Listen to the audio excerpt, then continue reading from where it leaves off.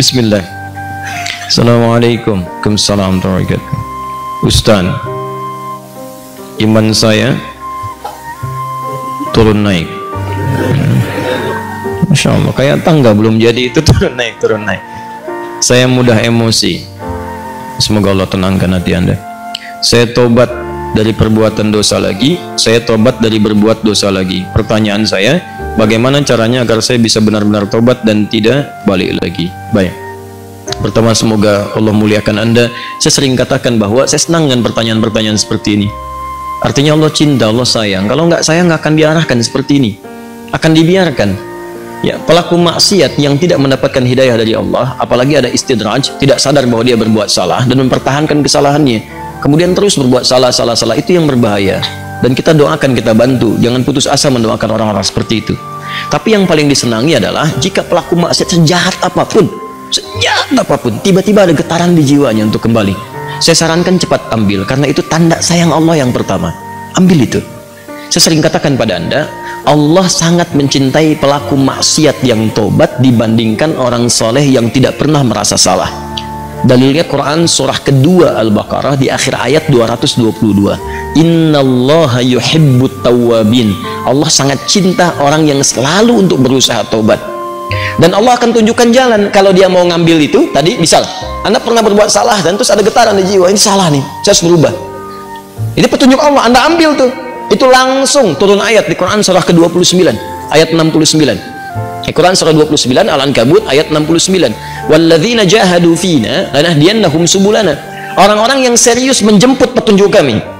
Begitu Allah tunjukkan, Anda mau ambil. Dia serius pengen ngambil, pengen belajar, terus nanya orang, awalnya malu-malu, setelah itu mau-mau, gitu kan? Datang ke majelis ilmu, awalnya belakang-belakang, setelah itu saf paling depan. Ustaz belum datang, dia sudah datang duluan, bahkan dia siapkan macam-macamnya. Allahu Akbar. Itu lanahdiyannahum subulana. Kami akan tunjukkan jalan-jalan terbaik menuju kami. Macam-macam.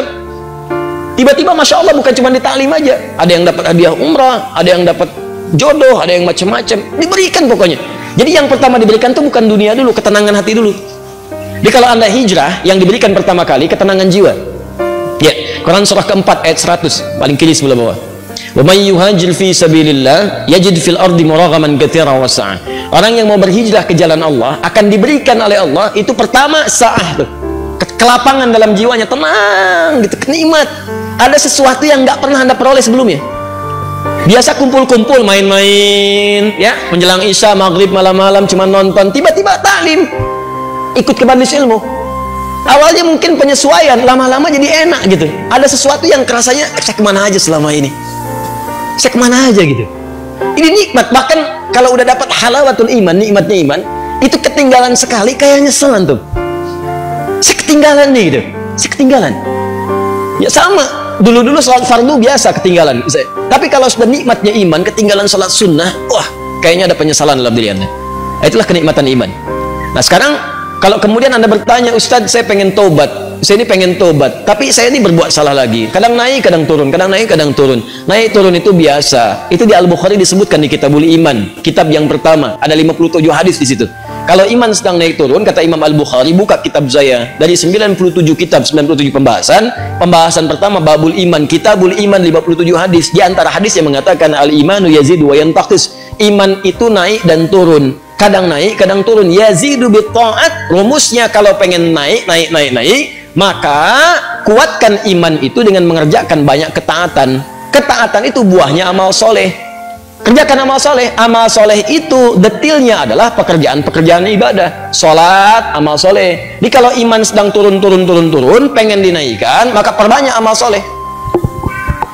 Ya, amal soleh. Ini. Karena itu dalam Al-Quran kalimat iman sering disandingkan dengan amal soleh.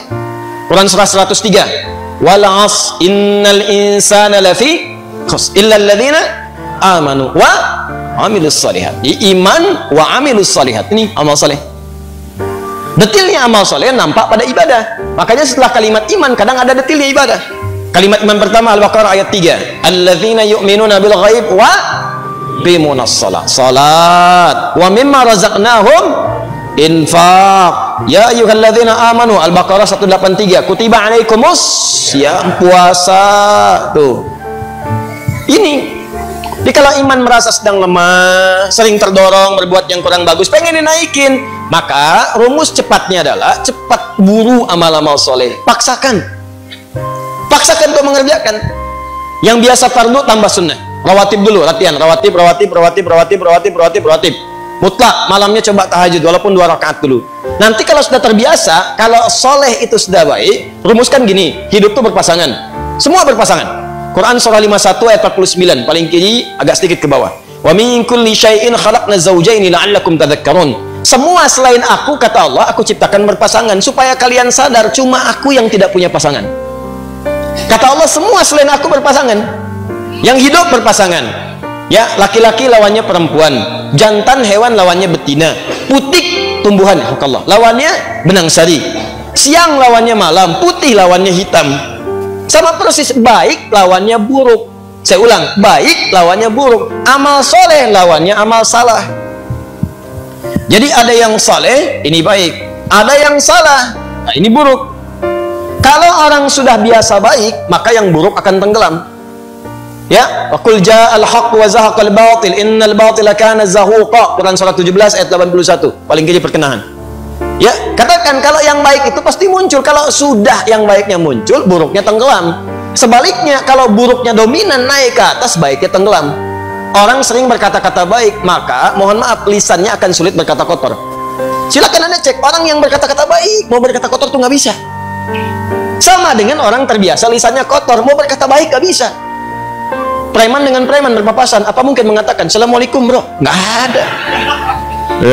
Memang apa kayak apain gitu. Kiai dengan kiai nggak mungkin berkata kotor. Ustadz dengan ustadz mustahil. Ahli taklim dengan ahli taklim. Assalamualaikum akhi. Waalaikumsalam akhi. Assalamualaikum ukhti. Waalaikumsalam. Jadi seperti itu. Jadi kalau Anda terbiasa berbuat baik, maka yang buruknya akan hilang. Maka rumusnya kata Nabi, tingkatkan kesolehan. Salat naikkan. Paksakan. Gini, saya kasih doa ya, cepat ya, untuk menguatkan hati. Ini kalau Anda bisa kerjakan, sedang malas, bacakan dan kuatkan pada hati Anda. Kuatkan, insya Allah nanti Allah turunkan kekuatan dan Anda bisa kemudian maksimalkan. Allahumma, ikut aja. Allahumma, paksain. Ya, paksa. Dah. Ganti, serius. Allahumma ajbirna. Allahumma ajbirna. Ajbirna. Ini bahasa Arabnya. Allahumma paksain.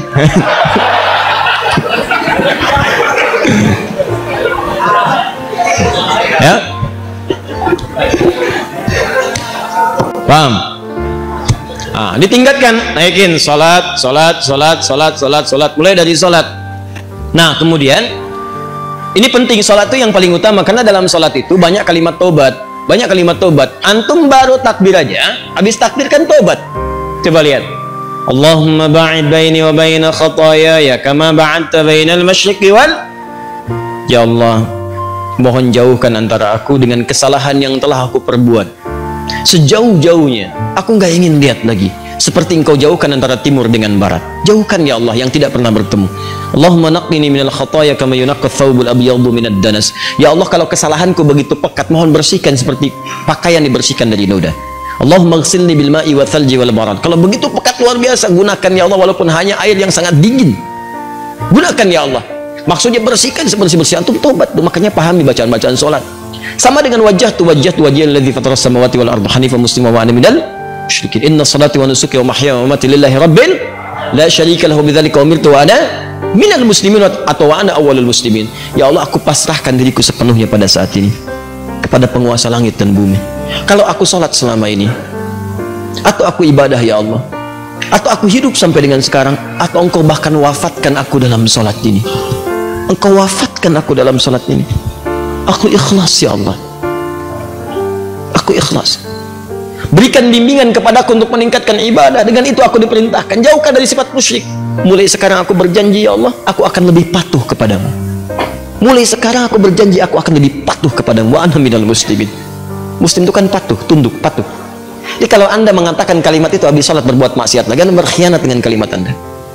Makanya saya sering katakan, pahami bacaan sholat, pahami. Anda akan mengerti betapa nikmatnya sholat ketika Anda memahami bacaan-bacaannya. Itu kalimat pertama. Kemudian di luar-luar itu Anda beristighfar.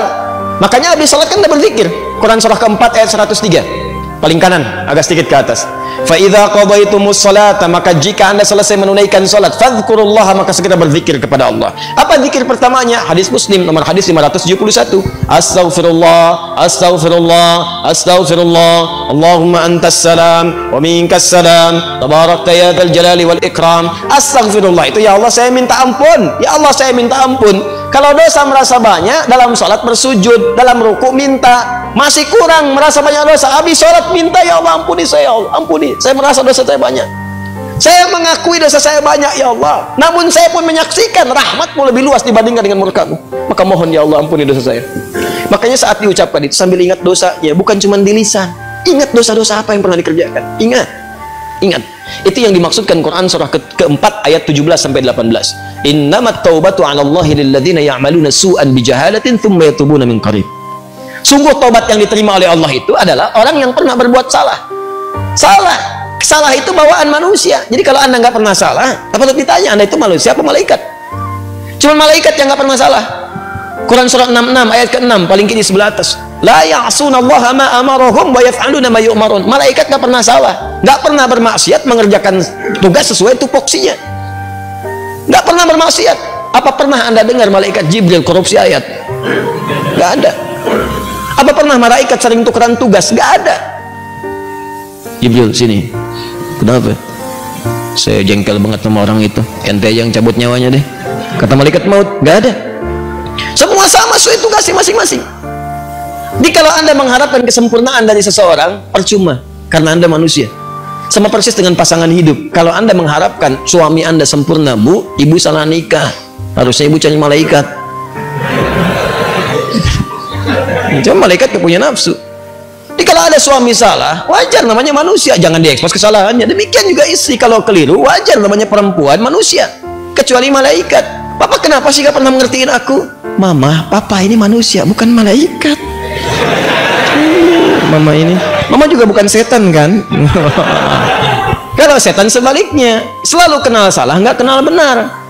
Dan setan nggak mau tobat. Manusia pertengahan, salah dan tobat. Setan salah, nggak mau tobat. Jadi kalau ada manusia mengatakan dirinya manusia salah, nggak mau tobat, patut ditanya dia manusia atau itu. Paham ya? Tobat itu terus. Makanya disebut tawab. Tawab itu nggak berhenti.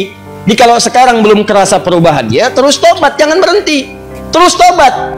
Misal sekarang tobat nih, masih berulang, tobat lagi terus, jangan berhenti sampai Anda merasakan bahwa perbuatan itu buruk dan membencinya. Terus jangan berhenti, jangan terus tobat, nangis. Hari ini nangis, nggak bisa, besok nangis. Nggak bisa, besok nangis. Nggak bisa lagi, tangisi diri Anda yang belum bisa menangis. Terus. Dan kalaupun Anda wafat, Anda sedang dihitung wafat dalam keadaan berusaha tobat. Itu poinnya. Bukankah ada orang membunuh 100 orang dan dia berusaha tobat? Dia berusaha tobat, datang ke majelis ilmu, berusaha di jalan wafat, dihitung oleh Allah. Padahal belum tahu dia diterima atau enggak tobatnya, belum tahu dia. Cuman dia berusaha di jalan mewujudkan tobatnya, bunuh orang. Anda bayangkan, maksiat itu udah hatam, udah lewat bahkan. Ya, dia kerjakan, tapi dia mau tobat, dia terima getaran jiwanya, datang istighfar di jalan meninggal, diterima tobatnya. Dan kita tidak tahu pelaku maksiat mana yang saat wafat dalam keadaan tobat. Ya, makanya ayo biasakan tobat, istighfar. Nabi aja biasa istighfar. Nanti kalau sudah enak ada kelapangan, setelah itu baru diberikan anugerah-anugerah dunia yang dirasakan hilang itu. Awal-awal tuh begitu Pak, kadang pengen tobat, saya pengen tobat ya Allah, ke masjid, sholat 2 rakaat tahiyatul masjid, pulang sepatu hilang.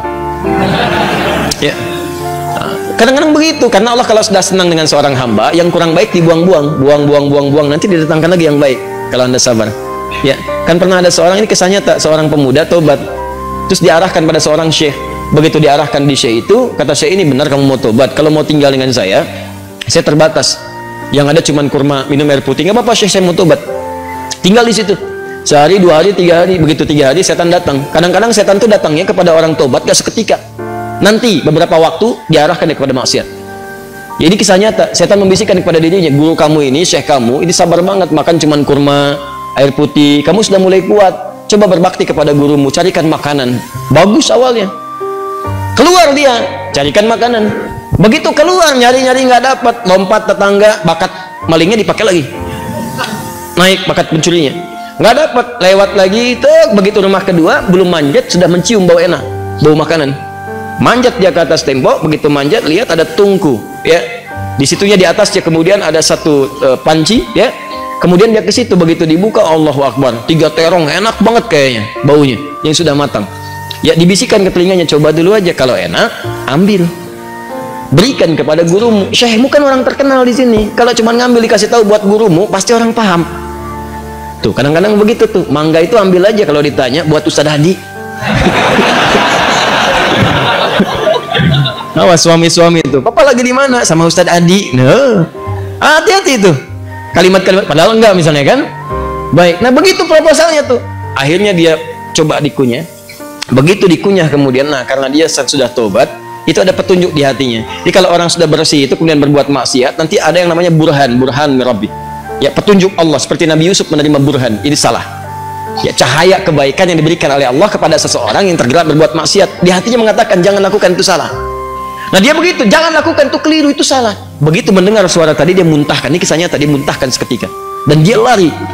Dan dia ingin ceritakan kepada gurunya bahwa dia telah berbuat salah. Dia pengen dituntun, salah saya pengen tobat. Balik lagi.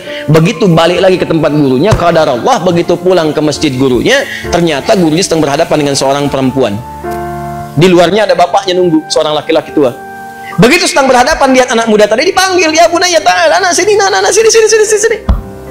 Ya, begitu datang, diceritakan sama gurunya, ini ada seorang perempuan datang pada saya, dia baru ditinggal wafat oleh suaminya, selesai masa iddahnya, dia datang pada saya untuk dicarikan jodoh.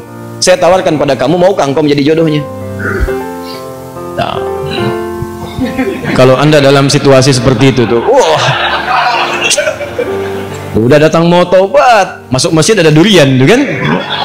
Wah, perempuannya cantik, tinggal wafat kemudian oleh suaminya, belum ada keturunan dan seterusnya, baru aja menikah, selesai masa iddah, ditawarkan pada anda, mau nggak? Nah, lalu laki-laki ini berkata, guru, saya khawatir tidak bisa memberikan apa yang membutuhkan, saya saja kesini numpang. Apa jawab gurunya? Kamu nggak usah khawatir, dia diwarisi harta yang sangat banyak, dia kesini hanya mencari pria soleh yang ingin jadi suami yang mampu membimbing dia ke surga. Kira-kira kalau ada jawaban seperti itu, apakah anda bersedia atau tidak menolak sama sekali? Oh, baik. Maka sama seperti anda, diterimalah kemudian lamaran itu. Ternyata bapak tua tadi yang di luar, bapak si perempuan tadi, dibawa ke dalam, kemudian diakadkan. Setelah selesai pulanglah ke rumah. Kisah belum berhenti. Begitu keluar rumah, digandeng erat tangannya tuh, jalan lewat ke rumah tadi yang naik pagar itu. Ya, dia udah dagdikduk tidak karuan, dagdikduk rumahnya ini bukan kan? Alhamdulillah ternyata bukan, lewat. Begitu di rumah yang terong tadi, dia percepat jalannya.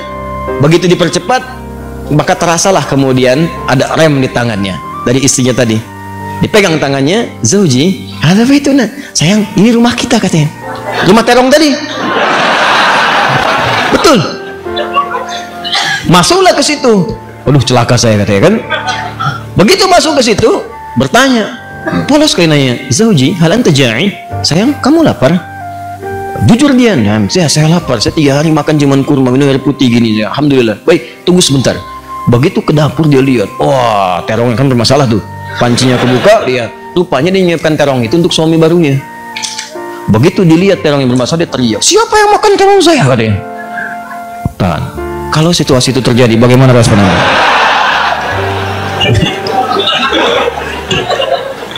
Jangan bilang itu kucing.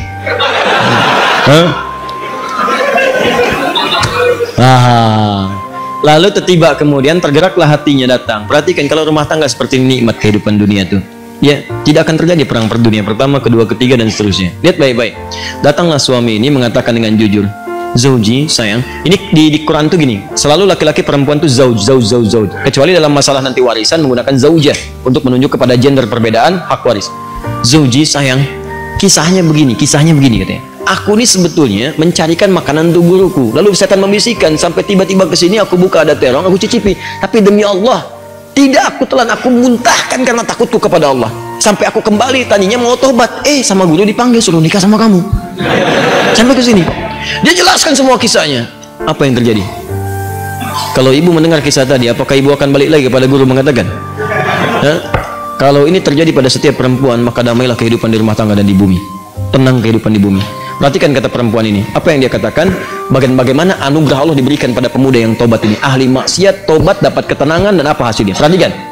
Wallahi, demi Allah, secuil terong yang engkau muntahkan karena Allah itu, maka Allah ganti dengan seluruh terongnya, panci tempat terongnya, rumah tempat terongnya, plus pemilik terongnya. Wallahi, secuil terong yang kau muntahkan karena Allah itu, maka Allah ganti dengan seluruh terongnya, panci tempat terongnya, rumah tempat terongnya, plus pemilik terongnya. Coba lihat. Pulanglah dari sini cari terong. Ya, tobat.